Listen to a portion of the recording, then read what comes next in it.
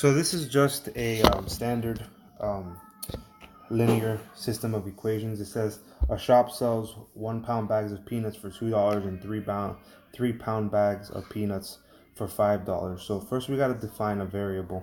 Let's just use x and y. So let's let x be the number of 1 pound bags, and then let's let y be the number of 3 pound bags of peanuts. So what the first equation says is that 2x plus 5y is equal to $36. And they sneak it in there, but since there was 9 bags purchased, I know that x plus y is equal to 9. Now, since they want to know how many 3 pound bags were purchased, all we really need to find is y, which would mean we have to get rid of the x. So in order to do that, we're going to substitute for x by saying x is equal to 9 minus y. So now I can get that 9 minus y and plug it in for the x up here. So 2 times 9 minus y plus 5y is equal to 36. So I have 18 minus 2y plus 5y is equal to 36. So 18 plus 3y is equal to 36. Minus 18 minus 18. So 3y is equal to 18. And when you divide by 3, that gives you 6. So that means we had 6 3-pound bags. That's what you would type in. And if they wanted to know how many 1-pound bags, it would be 1. The manager is comparing the cost of buying baseball caps from 2 different companies. For what number of baseball caps will the cost be the same? Well, the key there is understanding that same means equal. So if company X is doing $50 fee plus 7 for baseball cap, let's let C be for caps. So 7C plus 50, and again we want to see when this is equal to 9C plus 30. So put the C's on the same side, put the constants on the same side. So we get 20 is equal to 2C, and when you divide by 2, you get that C is 10. So for 10 baseball caps, the cost would be the same. That's what you would have typed in. A wild horse runs at a rate of 8 miles an hour for 6 hours. Let y be the distance the horse travels in x hours. This situation can be modeled by a function, which of these describes a domain. Okay, so domain has to do directly with the x, with hours. So they're running 8 miles for 6 hours. So since domain has to do with x, it would have to be a, because you can't run less than 0 hours and you can't run for more than 6 hours. A flying disc is thrown into the air at a height of 25 feet at the time when time is 0. They've already modeled the function for you, so luckily you don't have to solve here. They just want to know what values of t best describe the times when the disc is flying in the air. So basically, I guess we would have to know here when it lands. In order to know when it lands, we would make the height equal to 0, negative 16t squared plus 75t plus 25.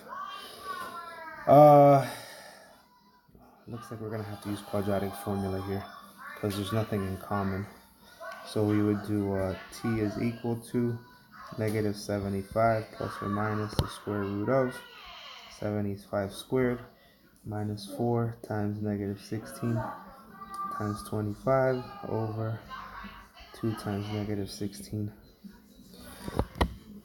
So 75 squared, let me find my calculator. So 75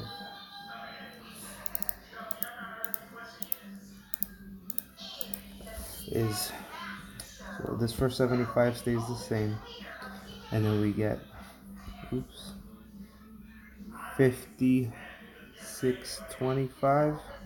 There's 2 negatives, so that becomes a plus, and this gives us 1600 over negative 32. 5625 plus 1600 gives us 7225, which happens to be a perfect square. That's great. So we get t is equal to negative 75 plus or minus negative 85 over, plus or minus 85 over negative 32. Now we don't want to use the plus here because if we added 85, that would give you a positive, and once you divide by negative 32, that gives you a negative. So we're not going to use this positive, we're only going to use the negative. So the time would be equal to, negative 75 minus 85, that's negative 160 divided by negative 32. So the negative divided by negative is a positive. That's what we want because we're measuring time. We needed to have a positive. So 160 divided by 32, that gives me exactly 5. So the minimum time was 0, but the maximum time is 5. So that would be A.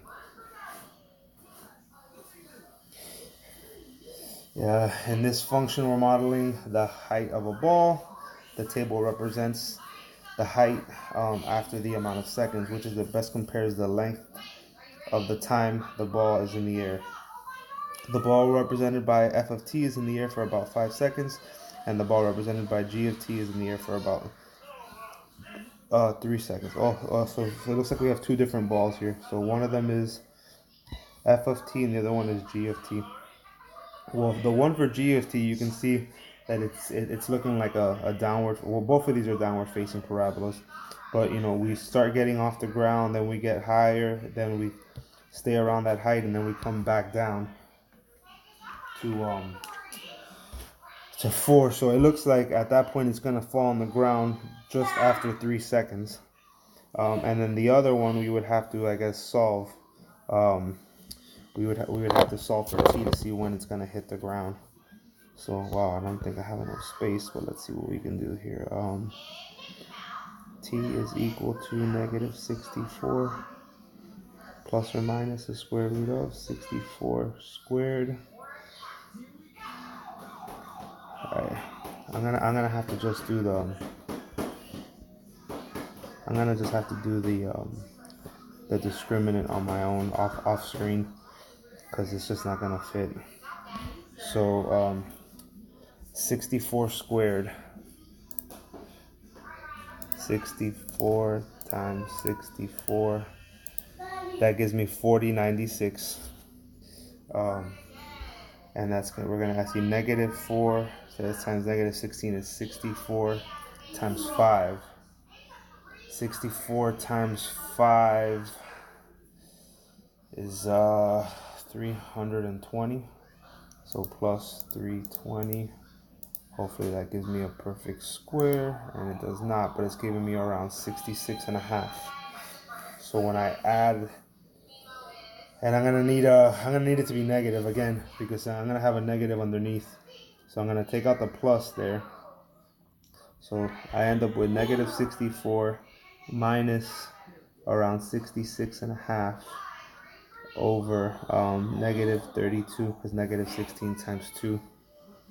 I apologize that it's hard to read, but it's just I don't have the same capabilities from home than I do from school. So let's see, 64 plus 66.5. So I'm getting negative 130 and a half divided by negative 32. So I'm getting around 4.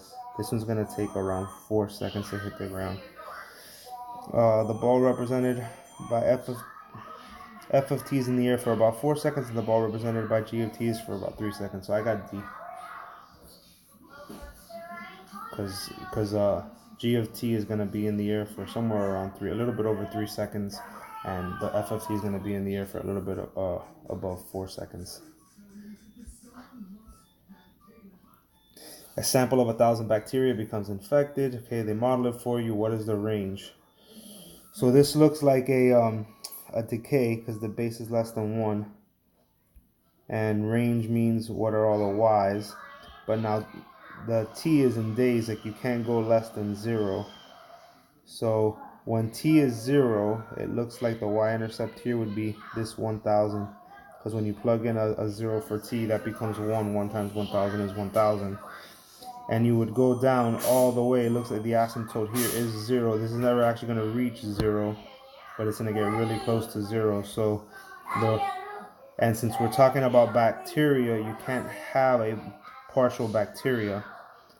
So it would have to be a whole number. It can't be greater than 0. It'd have to be d here. It's a whole number where 0, it's in between 0 and 1000.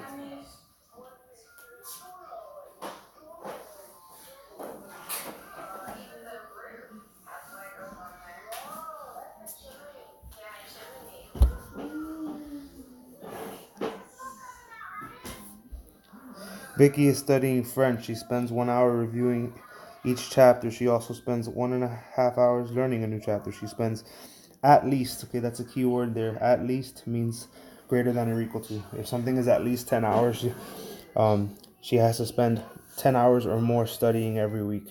Which graph could represent the possible number of old chapters and new chapters that she reads? So if you remember when we did single variable inequalities, greater than or equal to, if this was a mountain, you'd have to be shading the sky. If somebody was walking up a mountain, you'd have to shade the sky. And the only ones with the skies shaded here are B and D. And then the other thing, at least means greater than or equal to. It is allowed to be equal to, which would require a solid line. So this is not really getting too specific. It's not asking, if you see there's no numbers on the graphs, but the only one it could be would be B, because D has a segmented line. What is the function notation form of the sequence? Okay, it looks like we have a common difference here of 2. So if we were to do this, it would be the first number, which is 4 plus 2 times, they're using x's here, so x minus 1. So it would be 4 plus 2x minus 2, which would be 2x plus 2. So this is C. A missile is launched along a path determined by that equation. A plane is flying nearby at a height of 650. Is the plane in danger? Why or why not? Okay, so if you're firing the missile up in the air and the plane, well, I can't draw an airplane. Here we go, let's just say that's the airplane. It's flying. They want to see if that maximum of that vertex is able to reach the plane. So we'd have to find the vertex here. So the formula for vertex is negative b over 2a. So that's going to be negative 72 divided by 4. Which is what, 18? That should be 18. But that's the x. X is has to do with time. Is x seconds. I need to know how high it is, so I'm going to plug in that 18. So 18, negative 2, 72, and there is no constant. Drop the negative 2, negative 36, which gives me 36. 36 times 18.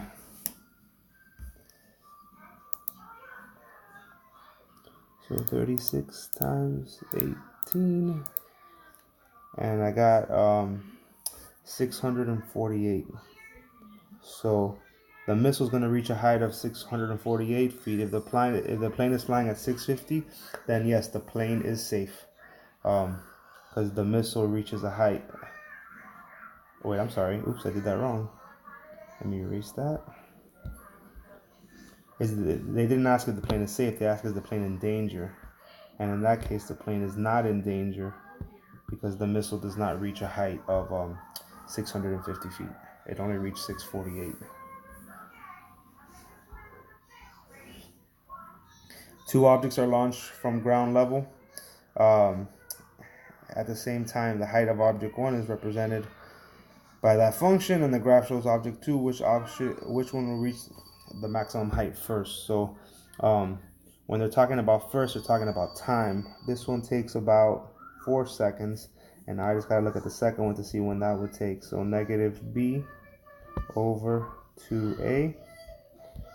So that's going to be negative 12 over negative 6, which means that's going to take 2 seconds. So which one will reach first? Object 1.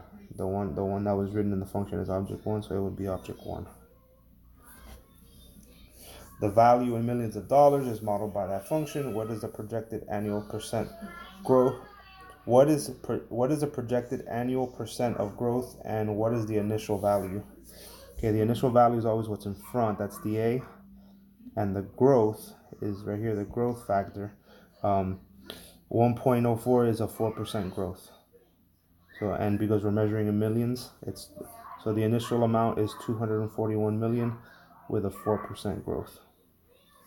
D. The population of a small town has an established growth rate of 3% per year. If the current population is 2,000 and the growth rate remains steady, how many years will it take for the population to go over 3,000?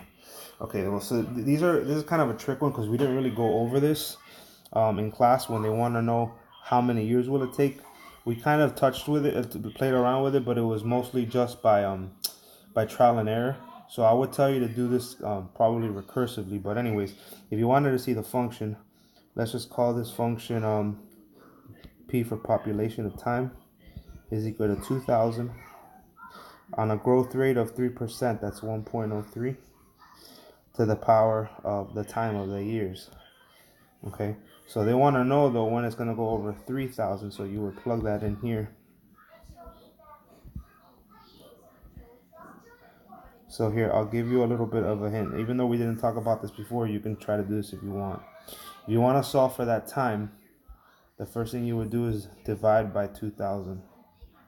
Now, again, in class, what we would do is start with 2,000 and go times 1.03, times 0.103, times 0.103, times 0.103, and then depending on how many times you did that before you get to 3,000, that would be the answer. You can still do it that way, but when you divide these two, you get 1.5. And this is 1.03. Now, there's a button on the calculator that you haven't used before, but I can show you that you can use it. If you want to find time, use a button called log, and take log of 1.5 and divide it by the log of the base. And that's an easier way to do this if you want. Okay, you just have to find the log button on the calculator. So 1.5 log divided by 1.03 log, and I'm getting 13.7. So if it's 13.7, 13 years is not enough. It would have to take 14 years. After 14 full years, you would pass it.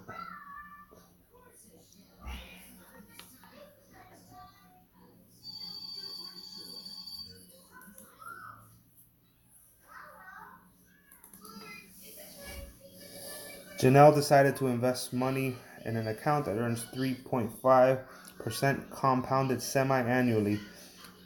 She initially deposited $1,250.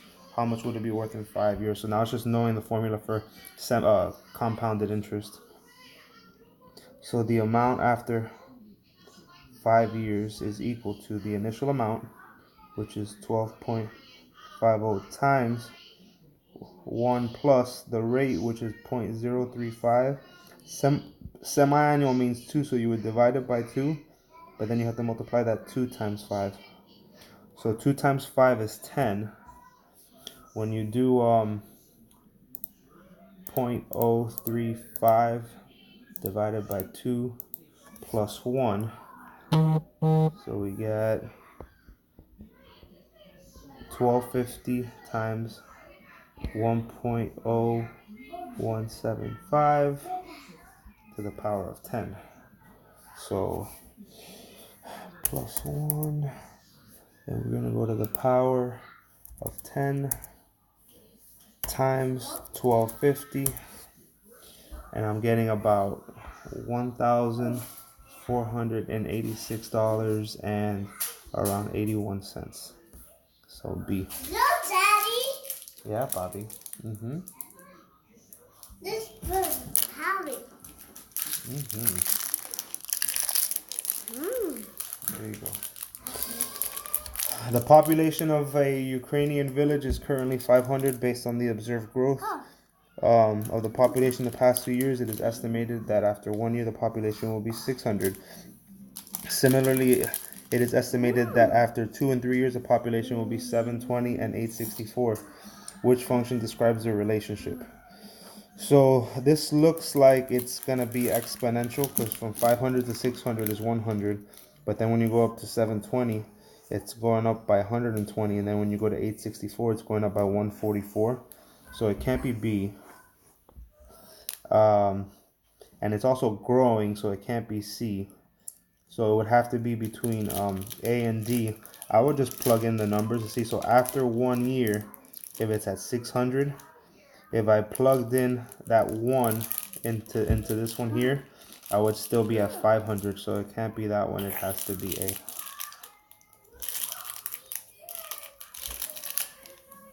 A pond has a minnow population of 20,000 and it is increasing at a rate of 5% per year.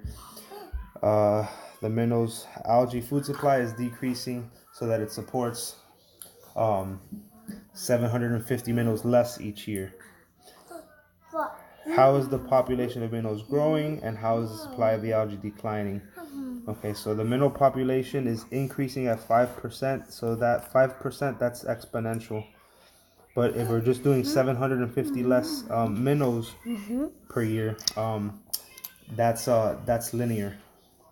So the minnow population is growing exponentially and the algae supply is declining linearly. That would be A. Bacteria cells in a petri dish are multiplying by the hour, and according to this formula, indicating the number of cells, what would be the value of H at 4? So just plug in a 4 for T. So 2 to the power of 3 times 4 plus 1. 3 times 4 is 12. Well, it doesn't ask you to solve here. So all it's asking you to do is what it would represent. So if you're plugging in a 4 for T, that T is for time. So it would be the number of cells present after an hour. If there were no, that's not 4 cells. It's 4 hours. The number of cells present in the dish after 4 hours. So that would be C. It's not 4 cells. It's 4 hours. A possum is frightened by the sight of a wolf coming towards him and jumps straight in the air. The height of the possum is modeled by this function. Which of these choices would be appropriate for the domain? So again, the domain means the x here. The x is being modeled by t, and t is the time in seconds.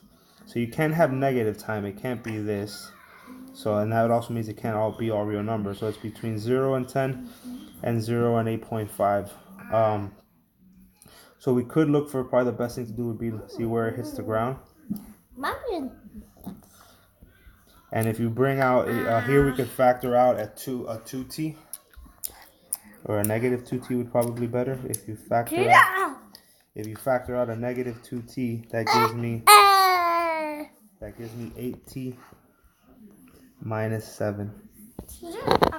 So when this equals 0 and you solve, that gives you 0. So that's when the opossum first started jumping. But then if we do 8t minus 7 equals 0, that ends up giving you 7 over 8, which is 0.875. That's when the possum landed in less than a second. A car rental company records the number of times each brand of car is rented out. Which statement is true? The Honda has a more consistent rental rate because it has a lower mean absolute deviation. The Honda has a more consistent rental rate because it has a higher. Okay, so all of these problems are talking about mean absolute deviation, which would be how far each of these numbers deviate from average. You could calculate them. You could use the formula first to calculate the average of Honda, average of GMC, and then figure out how much of these, how far these deviate. But it looks like, just from looking at it, that the GMC is gonna have the smaller deviation because look at all these 20s that it has. It has a bunch of 20s. So it looks like that would deviate less from average.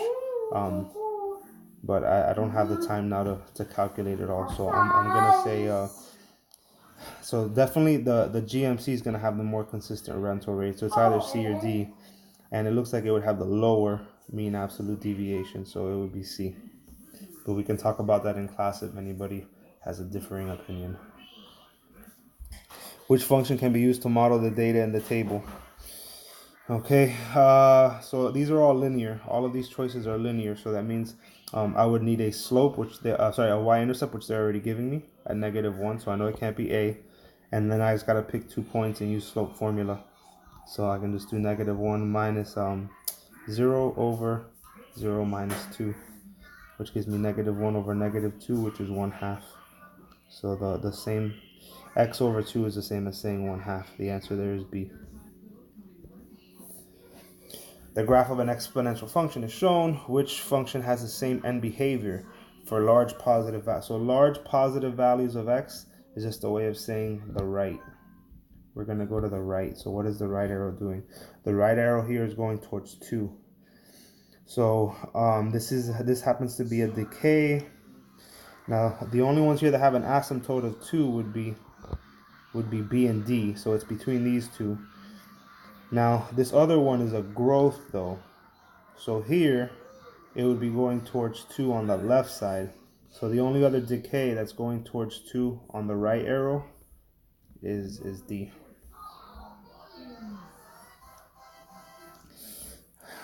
Select 2 functions whose graphs have a y-intercept of 1. Okay. So the value of any y-intercept is when x is 0. So when I plug in a 0 there, that ends up giving me 5. I don't want that.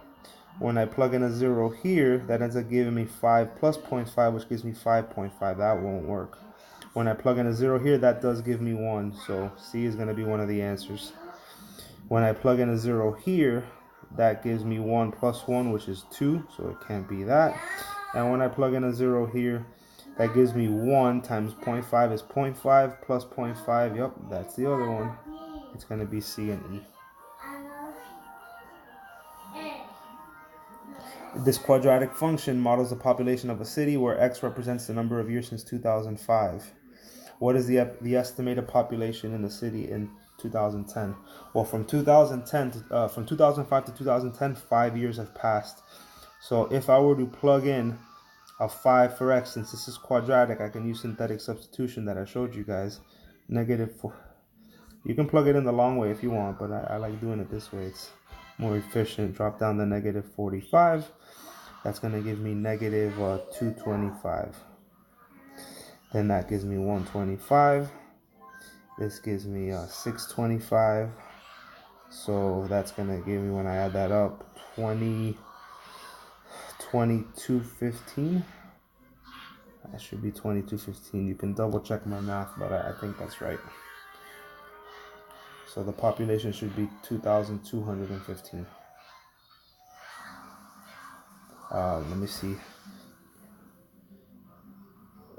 The city in sorry, look, you know what? Never mind, just kidding. It's in thousands of people. So 2,215,000. It just means add an extra 3 zeros. So the population should be 2,215,000 with an extra 3 zeros. When it's being measured in thousands, just add 3 extra zeros at the end. So 2215 and then 3 zeros. Last one. In a certain nature preserve, there are 6,500 eastern meadowlarks. For every decade, the population in the preserve is halved. Does this represent a linear function, a quadratic function? Now, when you're cutting something in half, that's 50%. It's gonna be exponential. Cutting something in half is a percentage. It'll be exponential. Thank you. I'm sorry that I couldn't be in class today, but if you guys have any questions, we can go over it on either Wednesday or Thursday. Thank you.